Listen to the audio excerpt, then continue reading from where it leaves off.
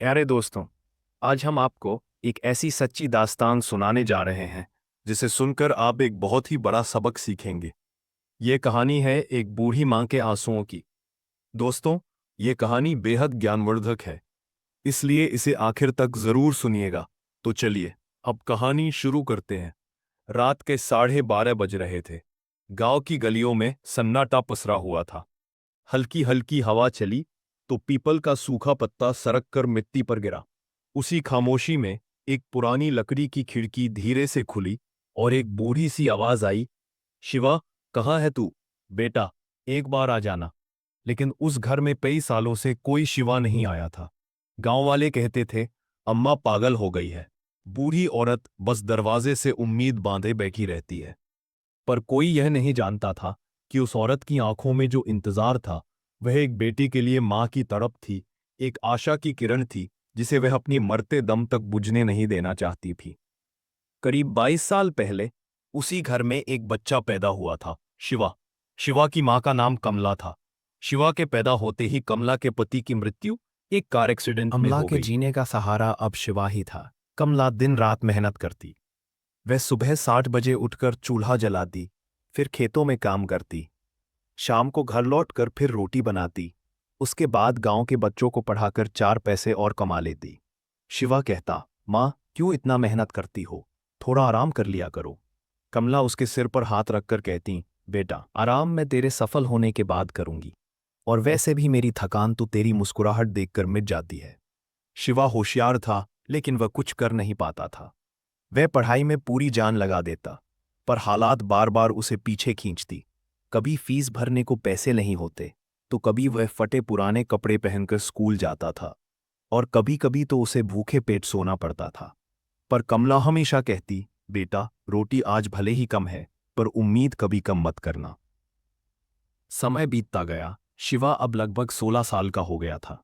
गांव में एक बड़ा हादसा हुआ। रात को खेत में एक जंगली सांड घुस आया। कमला सांड को भगाने दौड़ी, लेकिन अंधेरे के कारण उसका पैर फिसल गया, जिसके कारण वह जमीन पर गिर गई और उसे गंभीर चोट आई। डॉक्टर ने कहा, अब ये ज्यादा झुक कर काम नहीं कर सकती। ज्यादा मेहनत की तो ये हमेशा के लिए चलने फिरने लायक भी नहीं रहेंगी। शिवा की तो मानो दुनिया हिल गई। उसे लगा, अब मेरी वजह से मां की जिंदगी रुक गई। वह पढ़ाई छोड़कर शहर चला गया।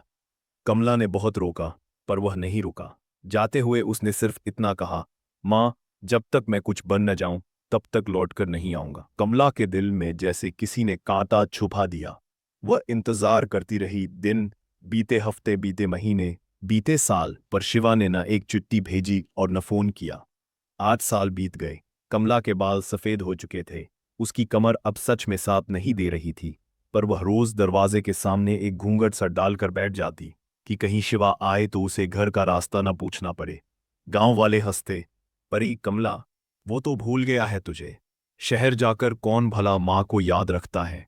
कमला मुस्कुराती, जो भूख में रोकर मेरा दूध पीता था, वह मुझे कैसे भूल सकता है। पर वह भीतर ही भीतर टूट चुकी थी। फिर एक रात दरवाजे पर अचानक किसी ने दस्तक दी। कमला का दिल धड़क उसकी उठा। सांसें तेज हो गई। वह दरवाजे की ओर लपकी। कमर में दर्द हुआ, पर उसने परवाह नहीं की। दरवाजा खोला, लेकिन सामने शिवा नहीं था, बल्कि 2 पुलिस वाले खड़े थे। कमला की सांस अटक गई। उसकी आंखें डर से फैल गईं। एक पुलिस वाला बोला, अम्मा, घबराइए मत। शहर में एक लड़का घायल मिला है। उसके पर्स में आपका पता था। उसने आपका नाम लेकर ही हमें भेजा है। कमला की आंखों के सामने अंधेरा सा छा गया। वह जमीन पर बैठ गई। उसके होंठ कांपने लगे। मेरा शिवा, कैसा है वो? जिंदा है ना? पुलिस वाला बोला, गंभीर है, पर जिंदा है, पर हालत ठीक नहीं है। उसने कुछ कहा है, आप आ जाइए।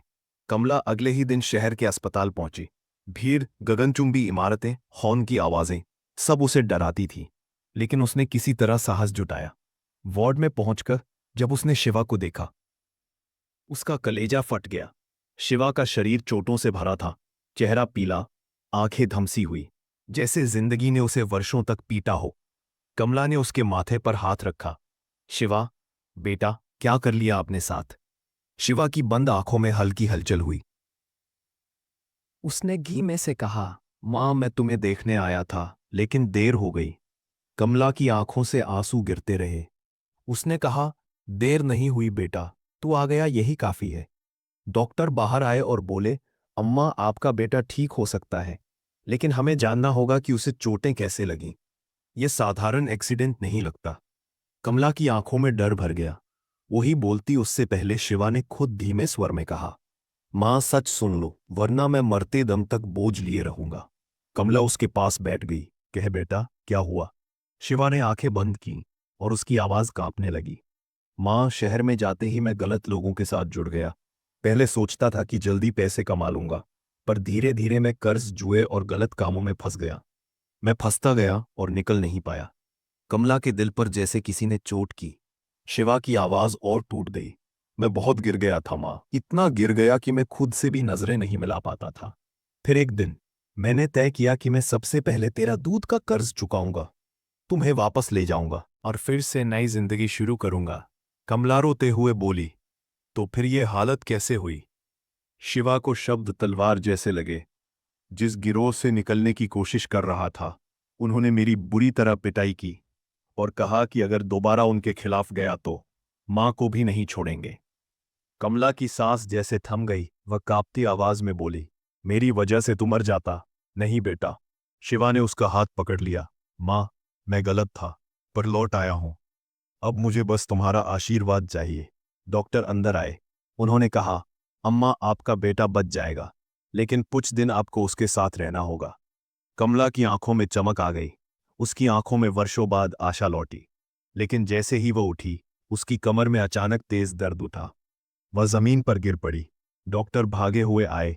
रिपोर्ट्स हुईं और सच्चाई सामने आई। कमला की पुरानी कमर चोट अब पुराने से कहीं अधिक खतरनाक हो चुकी थी। वह धीरे धीरे भीतर ही भीतर खून बनने की प्रक्रिया रुक चुकी थी। उसे तुरंत इलाज की जरूरत थी, लेकिन इलाज महंगा था। कहा, अगर तुरंत ऑपरेशन नहीं हुआ तो ये ज्यादा समय नहीं निकाल पाएंगी। शिवा के पैरों से जमीन खिसक गई। वह चिल्लाया, नहीं मां, तुझे कुछ नहीं होगा, मैं सब करूंगा। कमला मुस्कुराई, बेटा अब मुझे क्या डर, तू लौट आया, यही काफी है। पर शिवा नहीं रुका।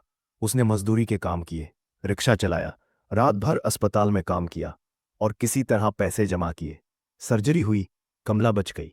लेकिन उस रात जब डॉक्टर ने कहा, मां बिल्कुल सुरक्षित है, तभी किसी ने खिड़की से धीरे से झांका। वे वही लोग थे जिनसे शिवा बचकर आया था।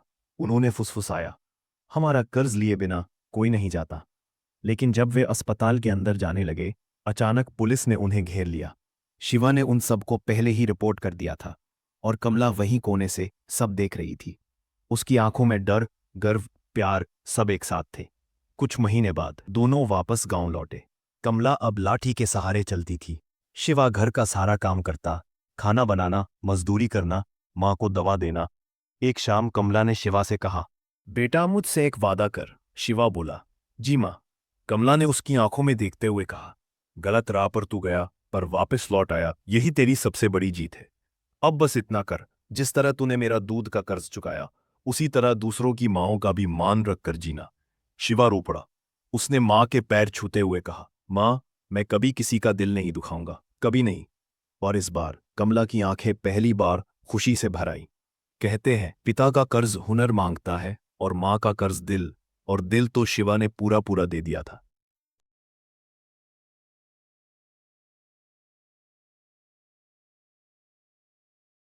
लोग आज भी कहते हैं कि माँ का प्यार सबसे बड़ा होता है और जो इसकी कदर नहीं करता, खुदा उसे जरूर सबक सिखाते हैं। माँ के दूध का कर्ज दुनिया का सबसे बड़ा कर्ज है, जिसे चुकाना हर बेटे और बेटी का फर्ज है। दोस्तों, अगर कहानी थोड़ी भी अच्छी लगी हो तो एक लाइक जरूर कर दीजिएगा, क्योंकि लाइक करने से हमें बहुत खुशी मिलती है। आपके एक लाइक से हमें यह लगता है कि हमारी मेहनत आपको पसंद आई है। और हाँ, आप हमारी वीडियो कहाँ से देख रहे हैं, हमें कमेंट में अपना देश, शहर और अपना नाम और अपने प्यारे गांव का नाम लिखकर ज़रूर बताइए, ताकि हमें यह पता चल सके कि हमारे वीडियो को कौन कहां से देख रहा है। हमें यह देखकर बहुत खुशी होती है कि हमारी वीडियो को हिंदू, मुस्लिम, सिख, ईसाई हर धर्म के लोग देखना पसंद करते हैं।